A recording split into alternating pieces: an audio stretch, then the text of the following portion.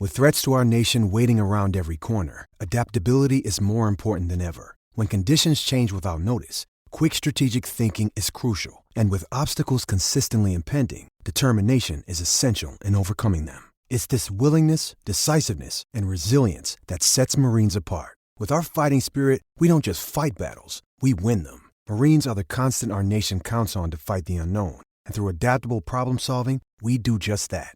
Learn more at Marines.com.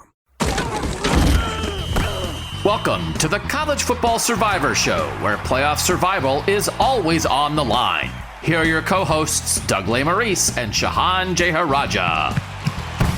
And again, thanks you guys for joining us here in the College Football Survivor Show. We'll direct you to our Apple podcast. It's a bonus episode that Shehan and I did on Tuesday, where we talked about the changing of the guard in college football as it relates to Georgia and Alabama and the history of that. But here we are, Shehan, in week 2 of the college football playoff rankings.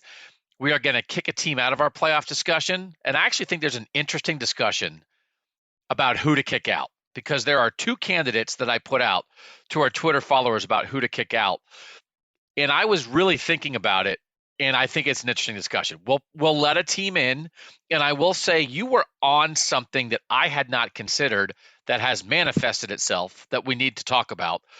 But first, the rankings are out, and we want to give some credit on this podcast, which you almost were like, well, we were talking beforehand. You're like, well, I mean, I guess, I don't know. They got it right, Shehan, in week 2, and you want to pat the committee on its collective back. Thankfully, the results kind of necessitated it to some extent. They were saved from their own worst devices of, for example, having to put Clemson in the top 4 when they're clearly not a good football team.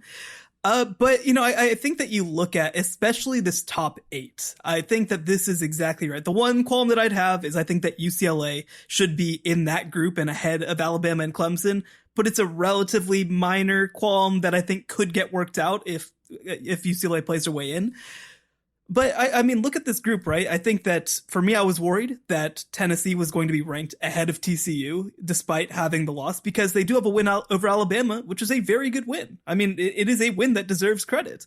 I thought that maybe we'd see LSU move ahead of Oregon, even though LSU has 2 losses and Oregon has 1 loss. And obviously that 1 loss for Oregon is very bad, and LSU's losses are slightly less bad. But at the same time, I think that they looked at what Oregon's been doing. I think that they took the totality of their resume into account. That's something that Boo Corrigan on the CFP show kind of mentioned, is we don't want to get bogged down in one individual result. And I think that they actually showed that in a really nice way by putting Oregon at number 6, LSU 7, USC 8. And again, I think that UCLA should be probably in the 8 or 9 range instead of the 12 range. But it's in the grand scheme of things, that's a pretty minor detail. And I think other than that, they got this pretty much right. UCLA and USC will work itself out. They play, and then the winner of that's going to play the winner of Utah-Oregon, which is another big regular season game, and that'll be the Pac-12 championship. That 1-loss Pac-12 champ's going to be in pretty good shape either way, because, again, as you look at the Pac-12, Oregon 6, USC 8, UCLA 12, they're all going to absorb each other, and absorption is good, as we've talked about on this show. The thing that I think what you're pointing out that would have made everybody nervous is that spot where would a 1-loss non-champ Tennessee potentially get in ahead of an undefeated Big 12 champ TCU, and they're making that case right now, because Tennessee is not going to do anything more to enhance itself. TCU will if it wins out, and TCU's already ahead. So we did not – I think the discussion would have been, well, if TCU has the crown, they'll pass Tennessee later, but they're already ahead now, so we don't have to gnash our teeth about it for a week or two, which is nice. What we are going to do something, we're going to go through back and forth and talk about which teams are most in control of their own destiny. How many win and in teams are there in this mix? And I think it might be as many as 8, which sounds weird, except they're going to be teams playing each other. So it's like, well, win and in. Well, yeah, but 2 of you are playing each other and only 1 of you can do it. So we're going to do that like in order. But first, I want to have a discussion about who we're going to kick out of this playoff discussion. A week ago, we added 2 teams when we only kicked out 1, which rose our overall number of teams in our playoff discussion to 11. And one of those teams that we let in was Illinois, which then promptly went out and lost to Michigan State. We had 4 teams of our top 11 in our discussion lose last week. One is Clemson. Clemson now has 1 loss. One is Tennessee. Tennessee now has 1 loss. I did not put either of them out to the Twitter followers, Shehan. I only put out the 2 teams that absorbed their second loss and said which of these 2 teams should be kicked out. And those 2 teams are Illinois and Alabama. And that vote was close.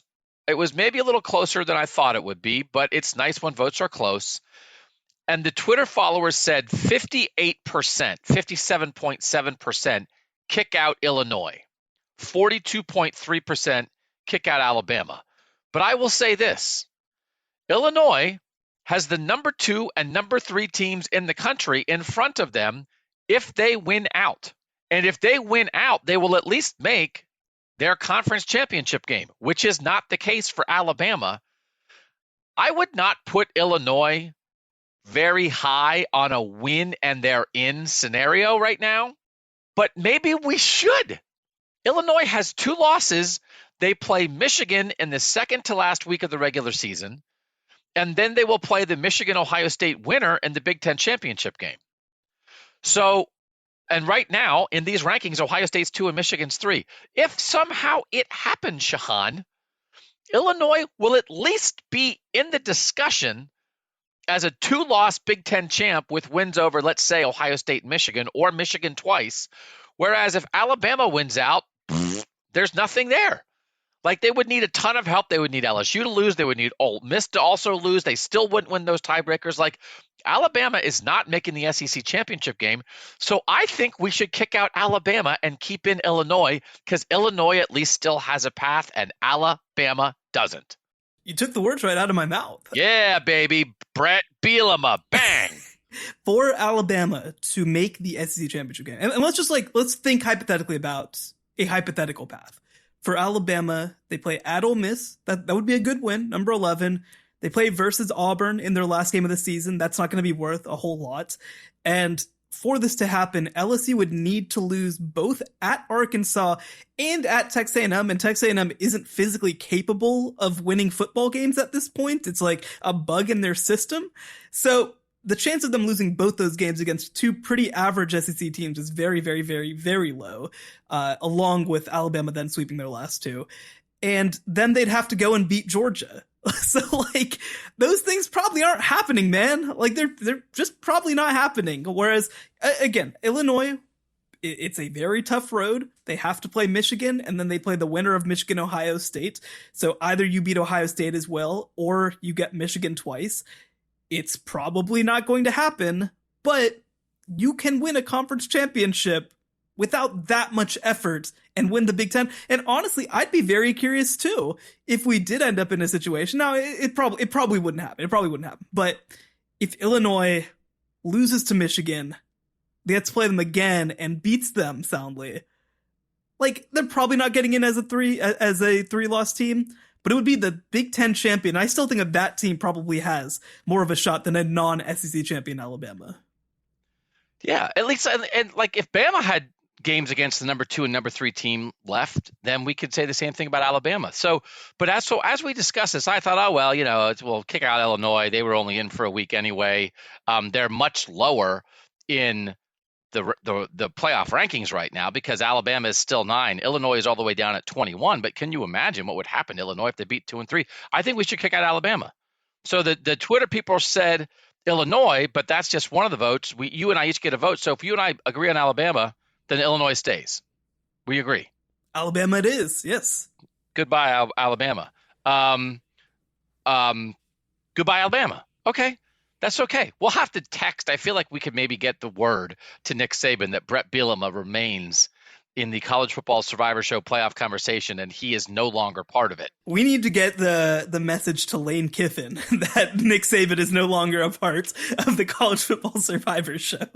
He said, looking up Brett Bielema's SEC record very quickly, Brett Bielema was like, I'm going to the SEC. And then he was like, please get me out of here. 29-34 in 5 years at Arkansas, 11-29 in SEC play. He was 0-8 in his first year at Arkansas, 1-7 in his last year, had one winning record in the conference in between 5-3 in 2015. Well, to be fair, he was at a program that has struggled for a long time like Arkansas. He hasn't been at a Rose Bowl participant like Illinois that long.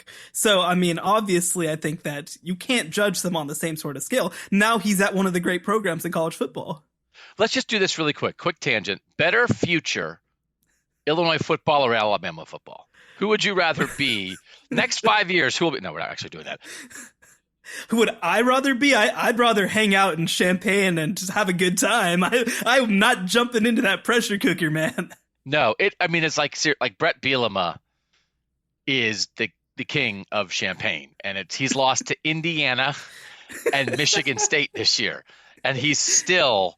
You guys, I love. There's a GIF on Twitter of Brett Bielema walking in a baggy shirt carrying a golf bag, and he's like slowly striding, and I just use it every time I mention Illinois on Twitter. I use that Brett Bielema GIF. I don't know who took it. Oh, so you're a GIF guy. You're not a GIF guy. You're a GIF guy. Oh no, we're doing that now. Oh no, I'm a soft G. That's a discussion for another podcast. I'm a soft G. Don't I come across as a soft G though? It's like, yeah, man. Is that how y'all do it in the Midwest? Oh, Doug, he's a G. I mean, he's a soft G, but he's a G. So, listen, my name is Jeyarajah. Okay, I know how that sound is supposed to sound. It's a J. I know.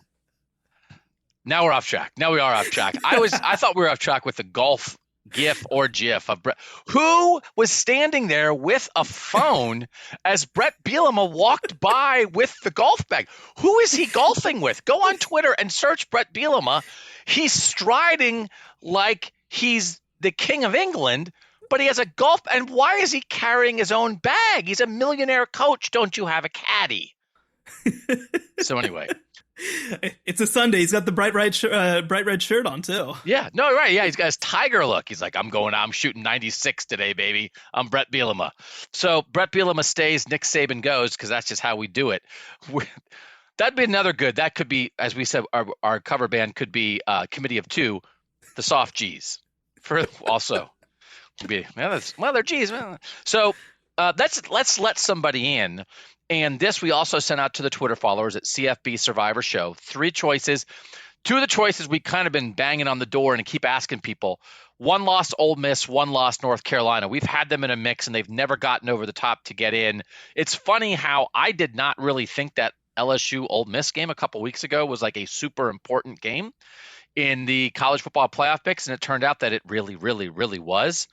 So I put 7-2 LSU now with this win over Alabama. The driver's seat in the division, 45% say put LSU in, 37% Ole Miss, 18% North Carolina.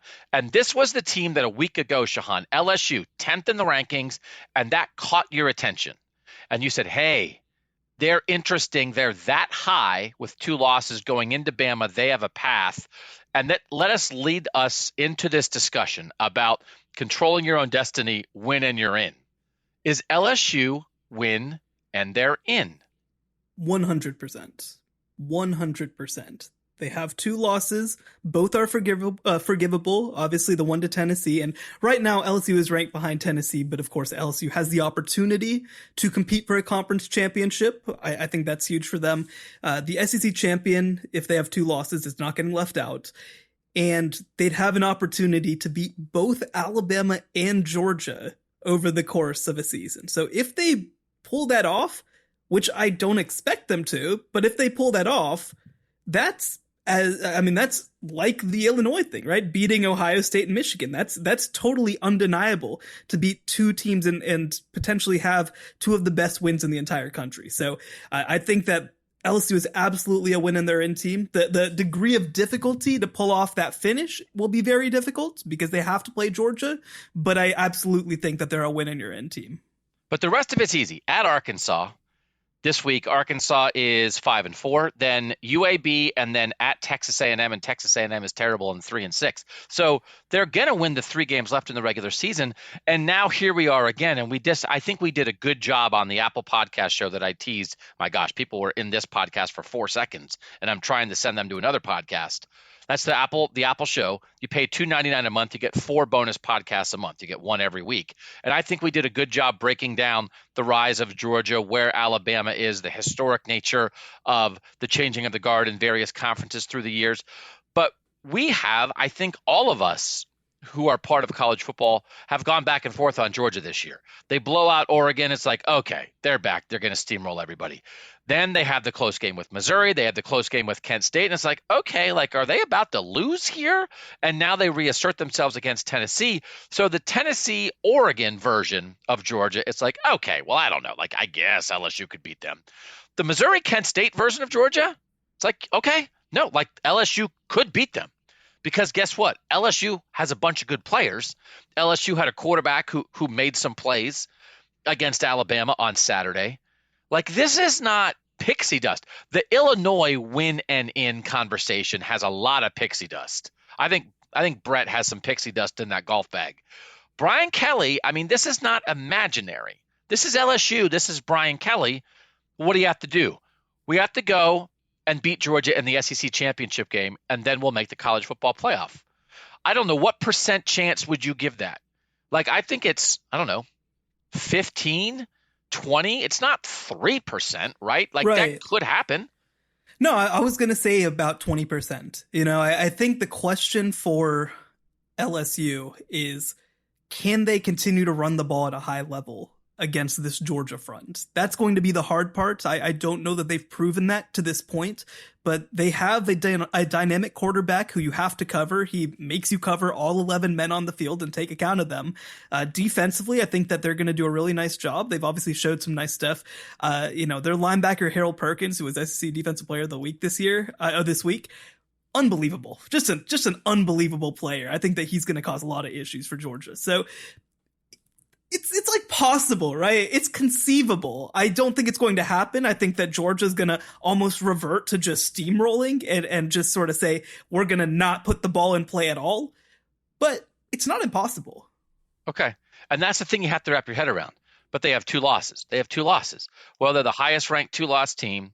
They're on a path, a pretty obvious path now to make the SEC championship game. And then when they get there, they're going to play undefeated number 1, which provides all the opportunity in the world. So you get to this point of the college football season where it's like, well, do you want the opportunity or do you want the hard path? And LSU wants the opportunity. They've had the stumbles. They're not going to get there on their own. If they didn't have absorption principles at play here, we would not be talking about them this way. But they have the number 1 team in the country waiting for them in the conference championship game, which they're almost certainly going to get to, and then it's on. So that's real. And if they win that game, again, the only way they wouldn't get in would be if the committee took Georgia instead of them and said, well, we're taking an SEC team, but it's not going to be the SEC champ, which is the Penn State-Ohio State thing of a couple years ago, where Penn State beat Ohio State head-to-head. Penn State was the Big Ten champ. The Penn State had 2 losses. Ohio State only had 1 loss. But that didn't happen on conference championship weekend. It was easier to ignore the head-to-head and penalize the 2-loss team when it had happened during the regular season. It would be an exact comparison in terms of like resume, right?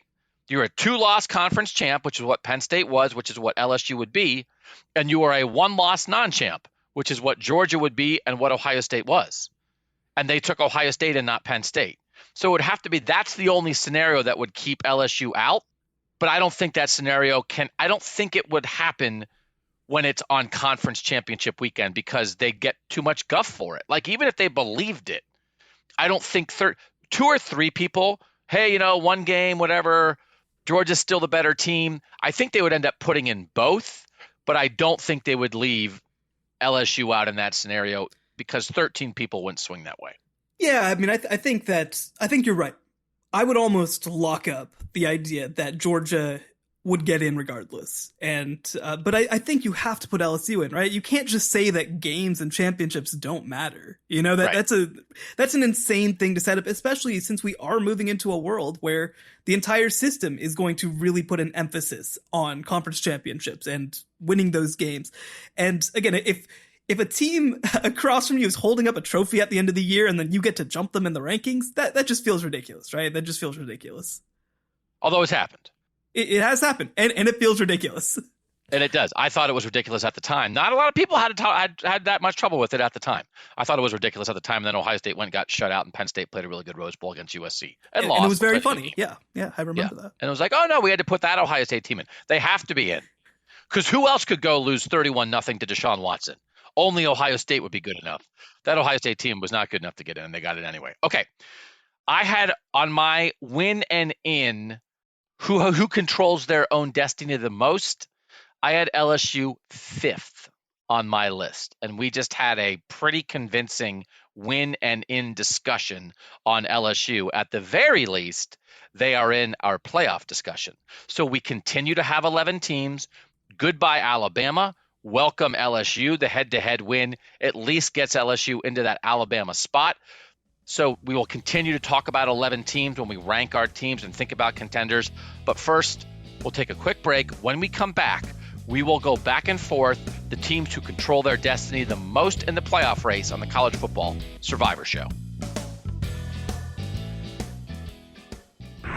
Don't miss the College Football Survivor Show bonus episode this week. Available only on Apple Podcasts. Usually when there's a big time changing of the guard, it's simultaneous. The great power fades because a coach retires or something else happens and somebody else rises up and takes it, because you have to have both. It's hard to take it when the other guy's still holding on to it. Could that be what we're looking at here? You go ahead and be the person to like shove Nick Saban into retirement. I'm not saying that like he's at that Bobby Bowden stage yet, but I do think Kirby is grabbing and Nick not fading. It's not the right word. Absolutely is not the right word. But if he is 10% down, if the program is 10% down of what it was and Kirby is seizing, maybe we're in the midst of a transition. Subscribe now on Apple Podcasts for exclusive College Survivor Show bonus episodes. It's only a kick, a jump, a block. It's only a serve. It's only a tackle, a run. It's only for the fans. After all, it's only pressure. You got this. Adidas.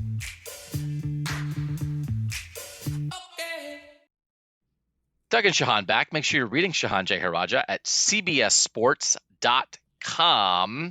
Where would you direct some folks to some articles that you've written lately or anything that's percolating, Shehan, with what you're doing? Yeah, I did sort of our wrap-up piece this past week. I kind of got a little bit deeper into actually what we were talking about the idea, and it's part of the overreaction section, that maybe we're moving into a post-Alabama and Clemson era. For the 2010s were defined by these two programs. And actually, I saw a great stat from our friend Ralph Russo over at the Associated Press that this is the first time that Alabama and Clemson have not been in the top 6 in any poll ever. That there's been a top 6 that hasn't had at least one of them. At least one of those two teams. This is the first time ever. So that's crazy. that feels significant. That feels like a real new era in a lot of ways. And both of these teams have an opportunity potentially to fall even further. So I'm definitely curious about sort of the future for those two teams, and I kind of explored them over at cbssports.com. All right, so you guys can go read that. If you like his talking, then you like his writing. That's usually how this works. It's the same brain. It's just what hole it comes out. Either your mouth hole or your hand hole. Whatever your hand is called. I guess it's not a hole. What? I call my hand God's fork. Because I tell this to my wife all the time. Like, are you ever eating a salad when you're driving down the road? Are you ever eating a salad when you drive down the road? No. Do you ever do that? No? You never do that? I eat salads when I'm driving down the road all the time because I'm trying to be healthy. And a lot of times people would frown on you if you eat a salad with – now, I don't put dressing on my salad because I'm like a little bunny rabbit because I'm a soft G. So I don't put dressing on my salad. I like the taste of lettuce. And I eat the salad with my hands. And people, I think, would look at you weird, like you eat a salad with your hands. And I say, this is God's fork. I don't need a man's fork. Because think of this device that you have at the end of your arm. How nimble it is, how dexterous. the grasping motion you can make. What's better to pick up lettuce and all the other vegetables in a salad, the chicken, right? What's better, a fork, a plastic fork, or your hand that has like 5 flexible tines? This is a perfect thing. I want to be clear, okay? I'm South Asian. You don't have to explain to me the use of hands to eat food. That's very common in South Asian food. But eating a dry salad while driving, that just all of that combined is ridiculous. Living the dream. Ridiculous. No dressing. That might be the most distressing thing I've ever heard about you. That's like serial killer stuff. Just eating dry lettuce out of a bowl. That's crazy. No, lettuce, chicken, and croutons. That's all I really need. What? That's all you put in your salad? Maybe like a green pepper, but that's about it. Gosh. Yeah. What is happening? All I need. But I eat it with my hand. But it's better than eating French fries every day. I will say, it's not that I don't eat when I drive, but salads are notoriously difficult to eat because I actually like put stuff in it and on it. I don't just put leaves and maybe an occasional pepper in it. You toss a vinaigrette on there. No. You toss some tomatoes or something. No. Oh So, my goodness. And then I always say, and then when your hand is all messy from eating your salad, you wipe it on God's napkin. And you know what's God's napkin? Oh, no. Grass. Oh, no. My hand's messy.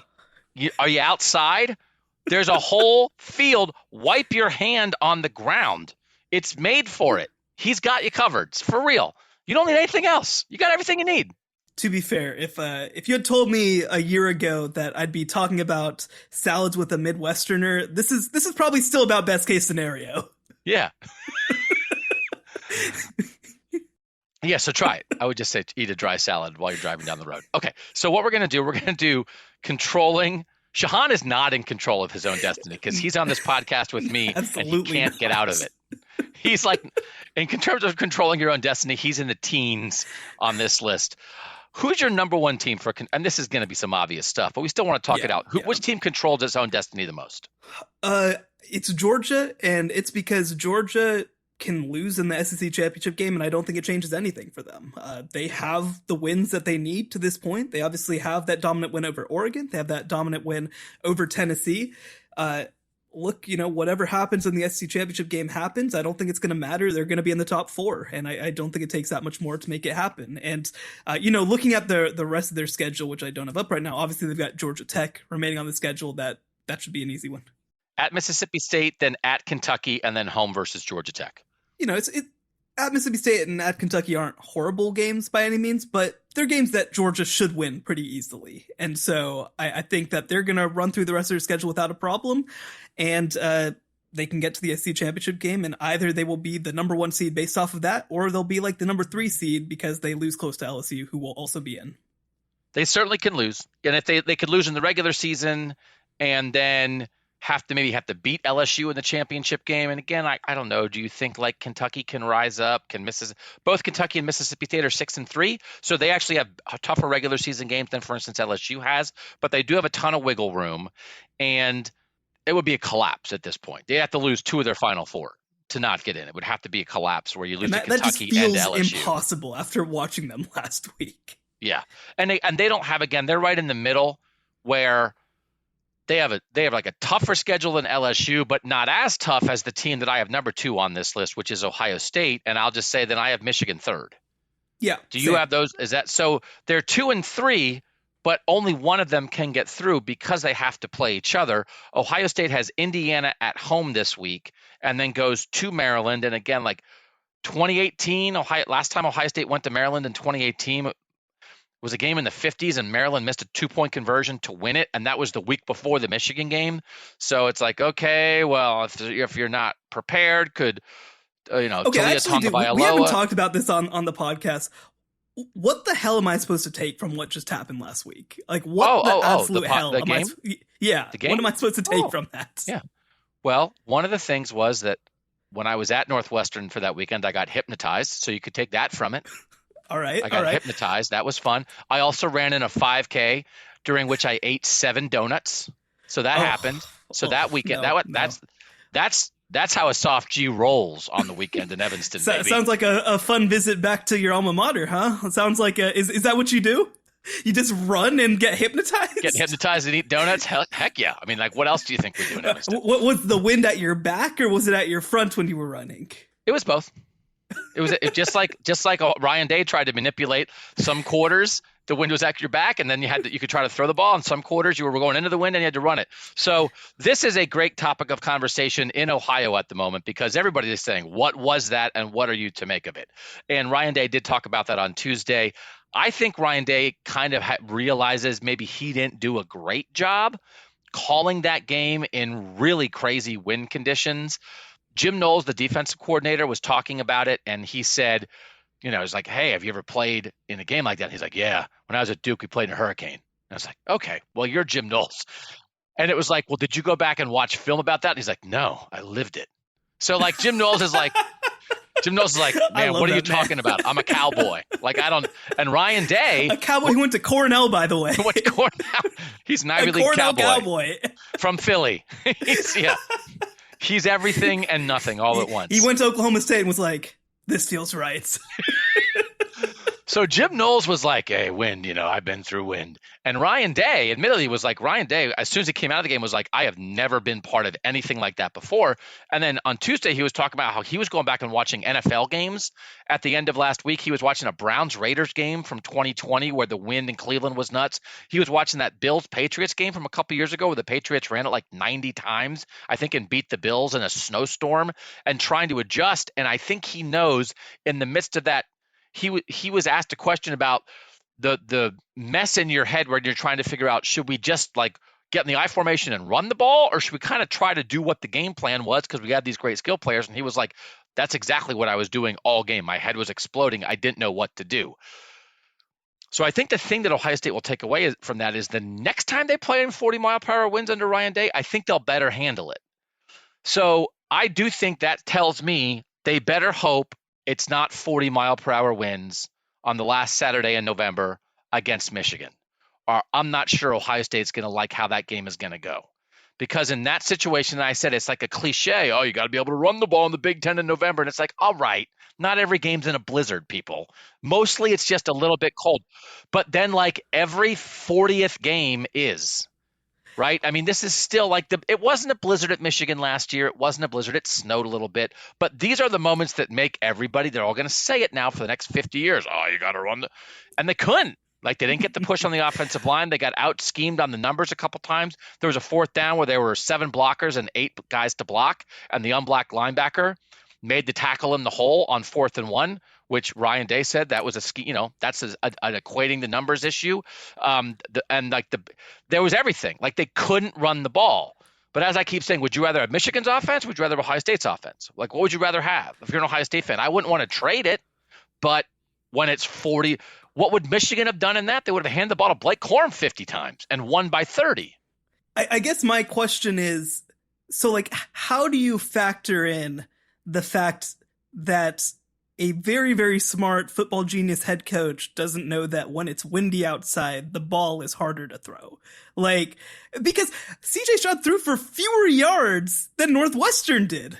That feels impossible. That does not feel like a real sentence that anybody should be able to say.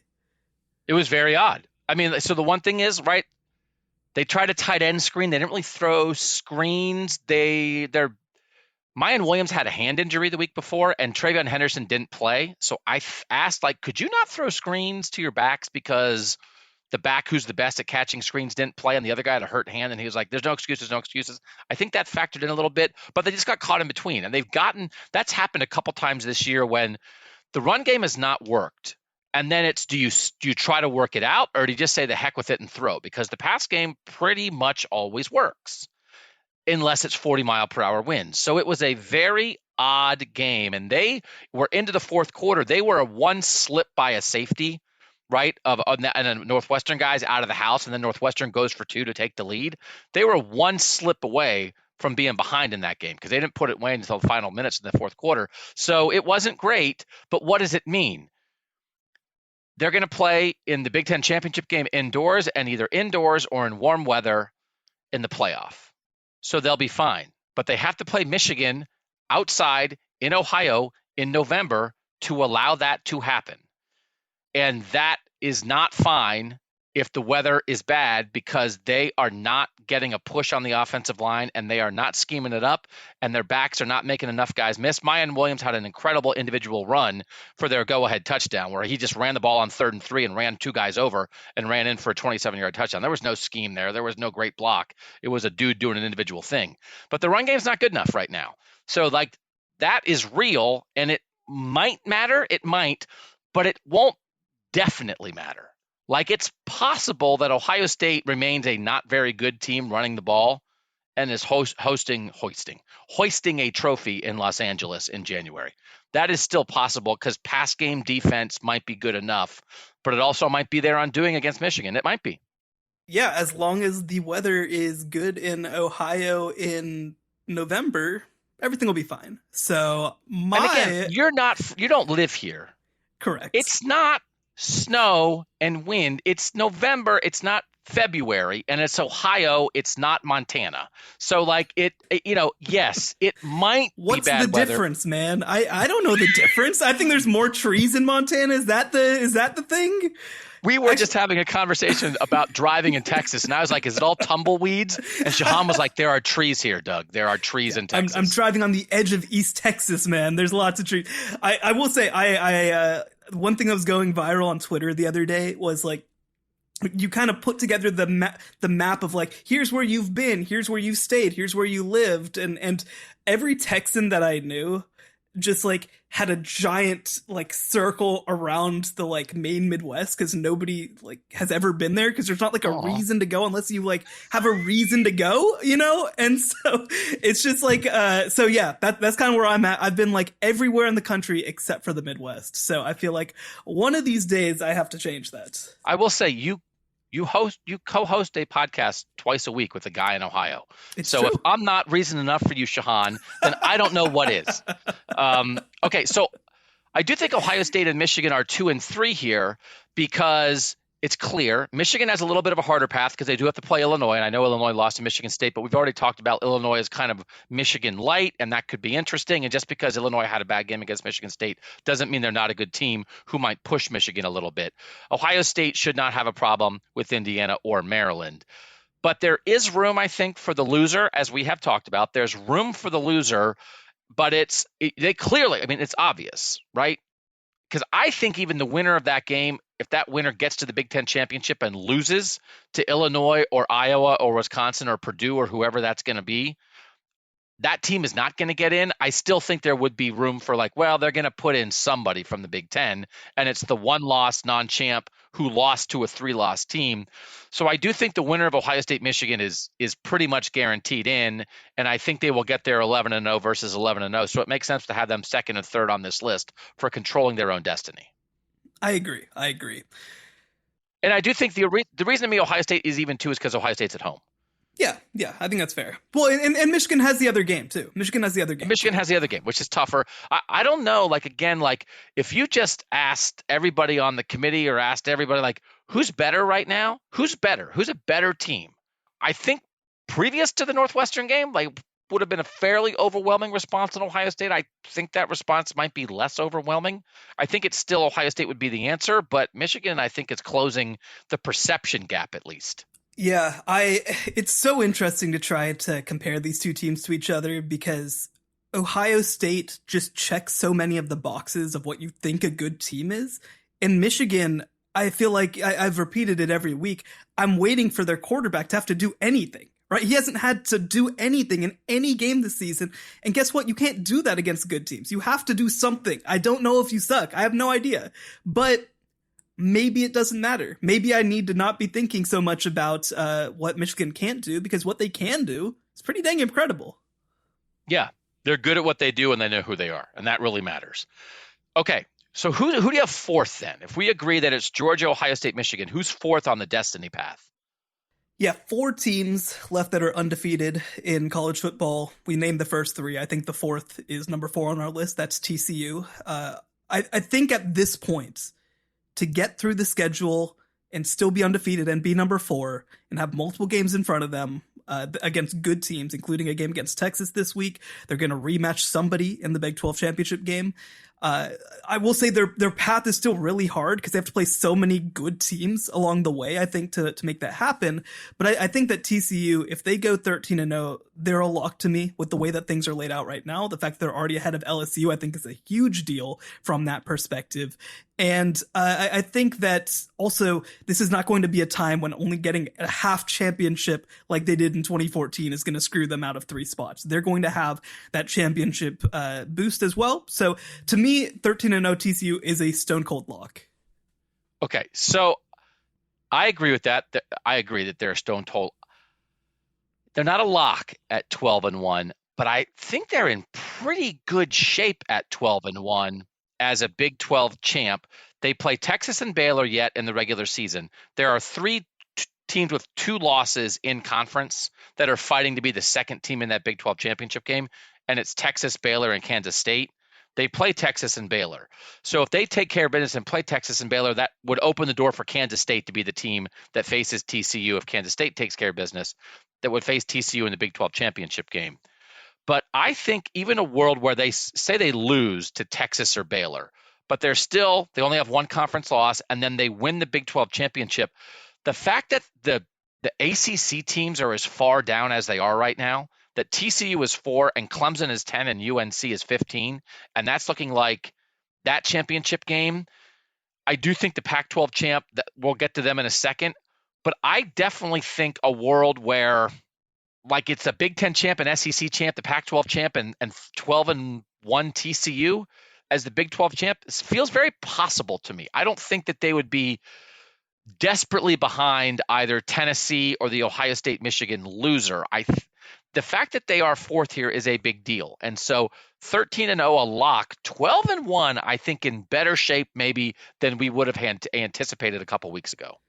No, I totally agree. And I think that Alabama losing is a huge help to them from that perspective, because it does sort of take some of the oomph out of Tennessee's win, right? If it's a number 12 Alabama or whatever it's going to end up being. So I think that heading into last weekend, I felt like Tennessee was totally fine no matter what. But losing the way that they did against Georgia, mixed with Alabama losing, I think that those 2 things take them out of very good shape to questionable kind of shape. They need some things to go right for that to happen. And I think that TCU versus Oregon is going to be an interesting discussion. Maybe they aren't able to compete with some of those top wins, but it's going to be close. And I also think that there's a good chance that a Pac-12 champ and TCU have losses left on the table too. So they're put in a good position right now. I think that as things stand right now, they should still feel really good about staying ahead of LSU because LSU has so many teams left to go. But I think that they should feel good about where they are. And again, heading into this week, I did not think that that was going to be the case. I thought that we were going to come on this podcast and have to complain about TCU again, but finally, I think they've got it right. All right, so we have TCU 4. I had LSU 5 in this conversation. Do you agree with that? I agree with that. I think that LSU has a 1-win playoff, basically, right? A play-in game against Georgia. If they win that game, they're in. If they likely lose that game, then they're out. And it's as simple as that. All right. Who would be 6 then? I have Oregon. I also have Oregon 6. Okay. What's the case for Oregon here? I think the case for Oregon is that they already have a bunch of really good wins. That has to be said first. They'll have a few more tough games coming up, but they already do have a good win over UCLA. They have a good win over Washington State. They have Washington, Utah, and at Oregon State over the next 3 weeks, which is not an easy path. That's pretty tricky, I think, in some ways. But assuming that they get through those games, they're going to be 11-1. They're going to have multiple ranked victories. They're going to play the winner of the Battle of LA, most likely in the Pac-12 championship game. That's another opportunity for potentially a top 10 win. So if you're Oregon right now, I think you have to be feeling very good. And also, by the way, your only loss was to maybe the number 1 team in all of college football. So I don't think it's going to age that badly, regardless of what happens to Georgia. The loss is what it was. But I think the fact that they've already been forgiven to this extent tells me that they're not eliminated by how bad that loss was. So let me ask you this. So we have them 6th on the list. The 2 of the teams ahead of them are playing each other.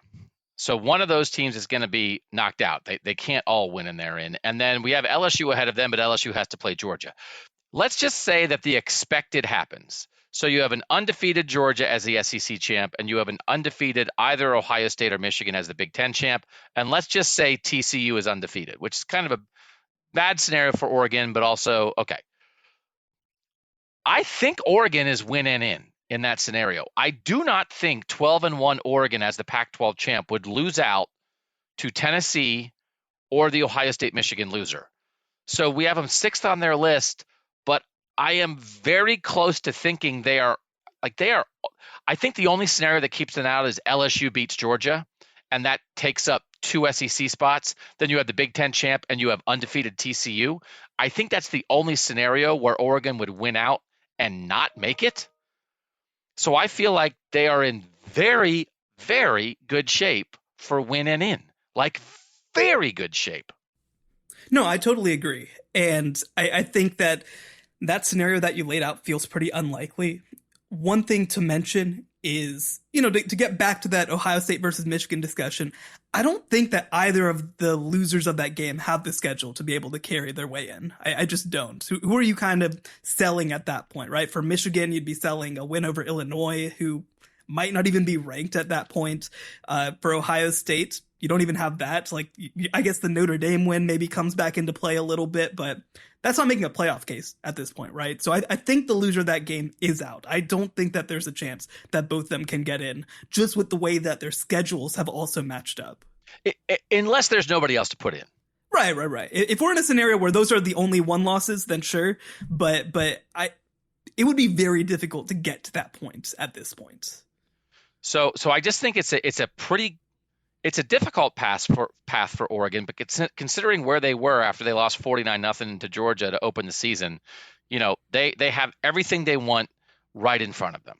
And they do have this Utah game, and then they have the Pac-12 championship, but it is, and then, this is exactly the kind of season that Oregon State, which is a pretty darn good team, would love to spoil in that rivalry game. But I do think it's real. And then I had USC 7 right behind Oregon for almost the same reasons, because they have a very close loss to Utah. That's a good loss at Utah. They play UCLA. They play Notre Dame, and a win over Notre Dame would look better and better. And then they have the Pac-12 championship game. So they would, if they win out, they would finish with 3 very good wins to end the season. And it's almost the same case as Oregon of I just don't think they would be left out as a 1-loss Pac-12 champ unless that very specific 2-team SEC scenario would happen. So let me ask this. Am I missing something? UCLA has beaten Washington, who's ranked. Their loss was to Oregon, who is the team leader right now in the clubhouse to make it. They already have a win over Utah, and then they get USC, and then they probably get Oregon again. What am I missing? Why is UCLA not regarded as highly as USC? Because I've also having watched both of them play, I don't think that USC's been more dominant than UCLA either. I don't think it's an eye test thing. I just feel like we assume that USC is going to do this or that, but they kind of don't have a whole lot of great wins on their resumes yet. So I do think the Notre Dame opportunity enhances USC, and UCLA is not going to play that game. So they have more opportunity for enhancement that's left. Everything else that's left is the same. I think that I more mean right now, though, right? So what is USC's best win that they're pointing to right now? And this is a team that I have in my top 10 and on the cusp of the playoff, to be clear, but I don't know what USC has done to this point that's more impressive than UCLA. So and that the playoff rankings have USC 8 and UCLA 12 is what you're asking here. I will say because I'm sort of reflecting some of my destiny path based off playoff rankings, I will say I had Oregon 6 in the destiny rankings, USC 7. I have Tennessee 8 and then UCLA 9, just because I am certain at the moment acknowledging the kind of lack of respect for UCLA expressed by the playoff committee and the fact that they don't have that extra Notre Dame game to gain respect. So that's why I have Tennessee squeezed in between. I think mostly it's all the same and it won't matter. So why is it happening now? I actually think you bring up a very good point. But if they beat USC and then they beat Oregon or Utah in the Pac-12 championship game and they're a 1-loss Pac-12 champ, I don't think it will matter that much. I think based on the rankings right now, their case would be slightly worse, than Oregon or USC in the same situation, but I don't think worse enough to really make a difference. That I don't think that's the opening for Michigan to get in. That like, oh, we have to root for UCLA to be the Pac-12 champ, and then Michigan will make it as a non-champ. I don't think it's to that degree. I think USC, Oregon, and UCLA are mostly in the same bucket. But if you're asking right now, why is it Oregon 6, USC 8, UCLA 12? I think the answer is I don't know. Well, don't worry. We just got the transcript from Boo Corrigan's phone call. Let me read you verbatim his answer to this exact question that I just read. I just read it 5 seconds ago. I think the 1 point loss by USC at Utah going for 2, the emotion of that game is something the committee has certainly talked about. The job that Caleb Williams has done with 28 touchdown passes, one of the top offenses in the country, putting up 41 points. What? What does... Oh, yeah, that's just word salad. What? Speaking of salad. And they said, that being said, there's a lot of respect for UCLA in that game with their one loss being to Oregon by 15 at Oregon. They also have 2 ranked wins. What are you talking about? What? Oh my gosh. I have to stop. I can't cover the playoff anymore. I'm done. I've had enough. Sometimes I do just think it means, whoops, we'll have UCLA 9th next week. Sorry. Which I'm fine with. Like, I would rather them just admit it, because there is nothing to this point. And I preseason was talking about USC as a potential playoff contender, as a potential Pac-12 champion. This is not me thinking that USC does not have that potential in them, and they've done everything they need to do to this point. But UCLA's actually done it. They've actually played the games that people are saying that USC could win. I just don't get it. And again, it doesn't matter necessarily. They're going to play 2 top 10 teams to close out the season. And I think if they're 12-1, I feel like they're in. I don't think that we're at risk of them just completely getting forgotten about. But come on, man. Come on.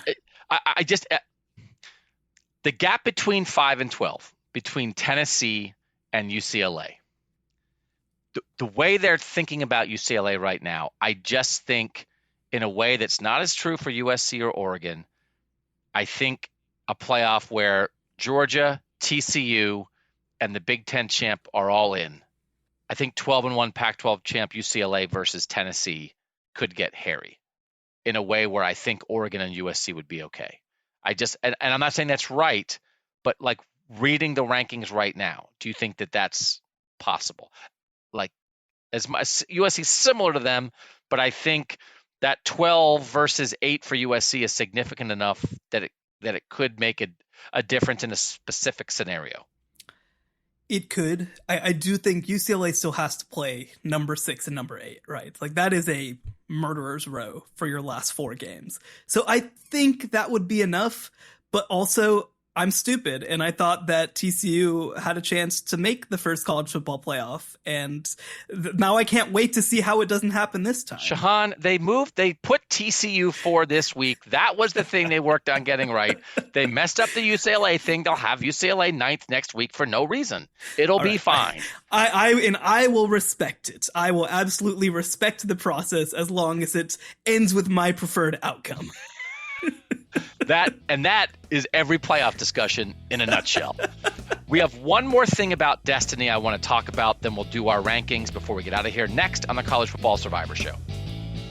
The College Football Survivor Show, where playoff survival is always on the line. So I do think Tennessee needs help.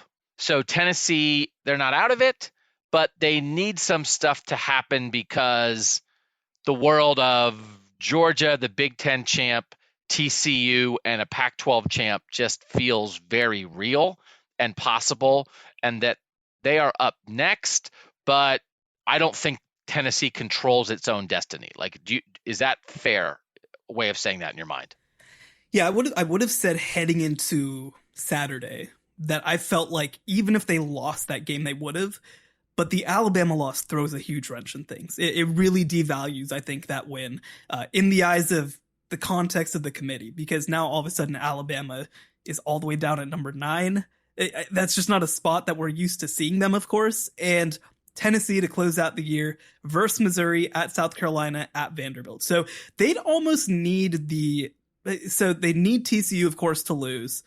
And they'd need everything else to just be incredibly chalky, and And I don't know. I mean, they need Pac-12 teams to lose. So no, they don't have control of their own destiny. I still think they're in decent shape.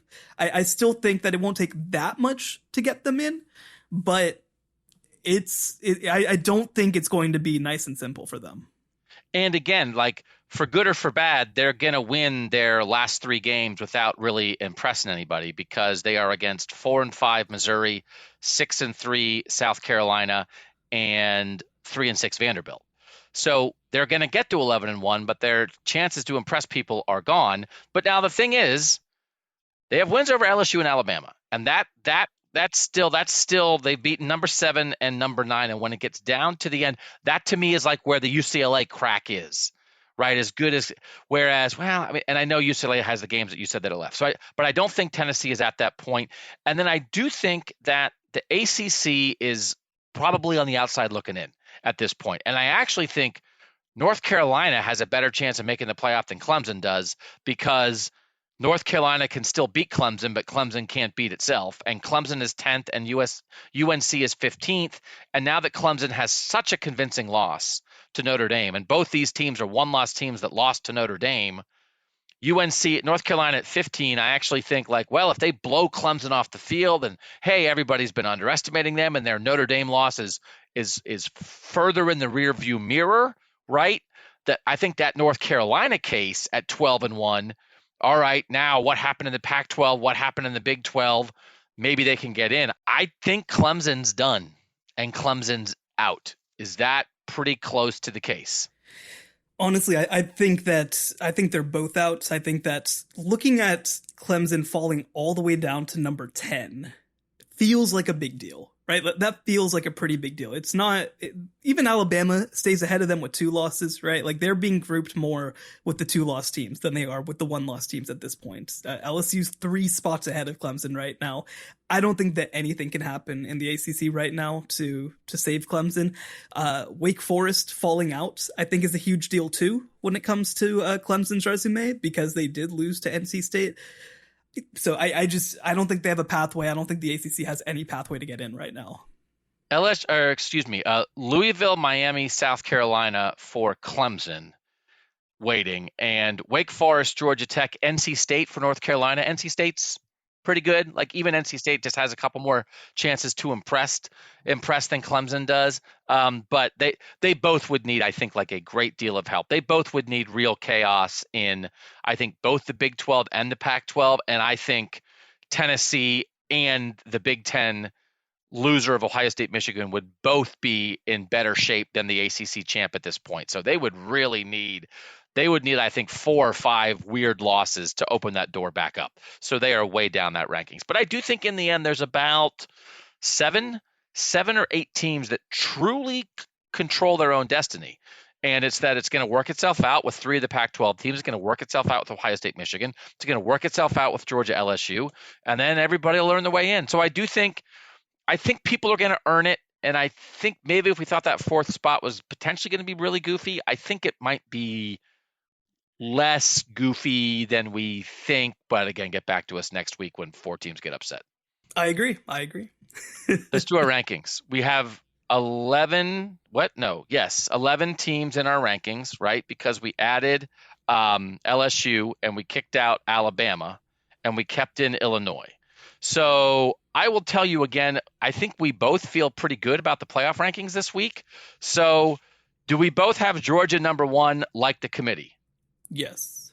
Do we both have Ohio State 2 like the committee? Yes.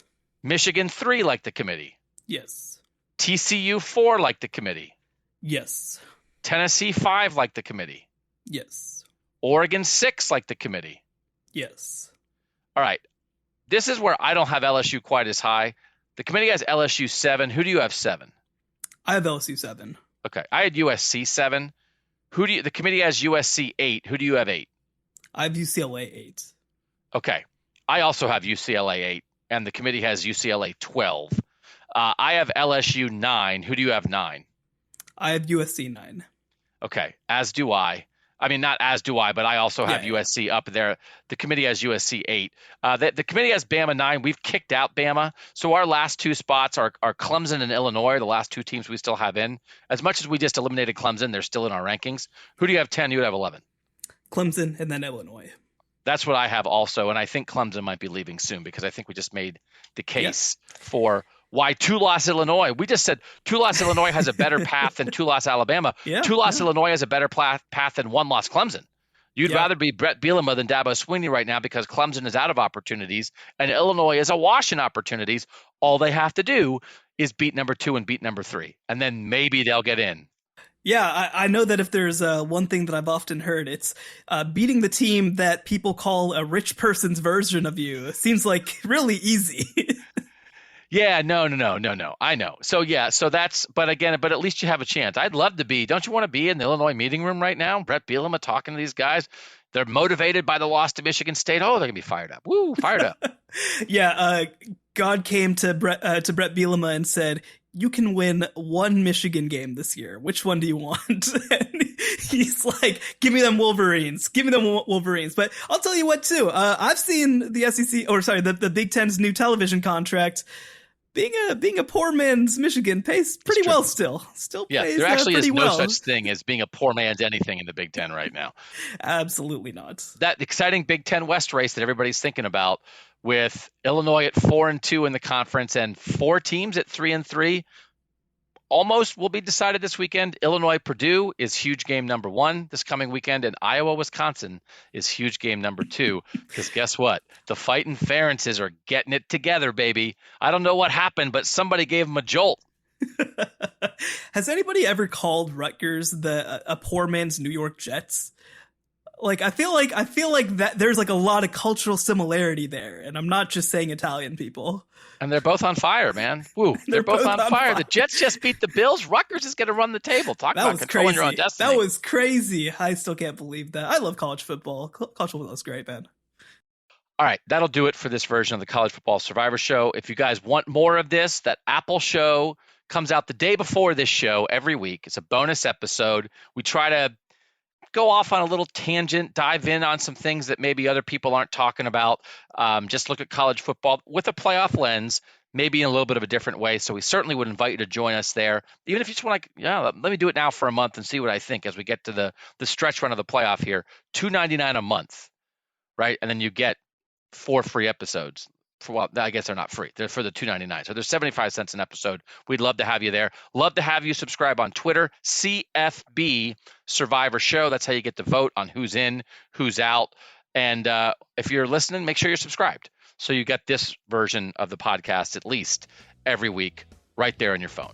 For now, for Shehan Jeyarajah, I'm Doug Lesmerises, and that was the College Football Survivor Show. The College Football Survivor Show, where playoff survival is always on the line.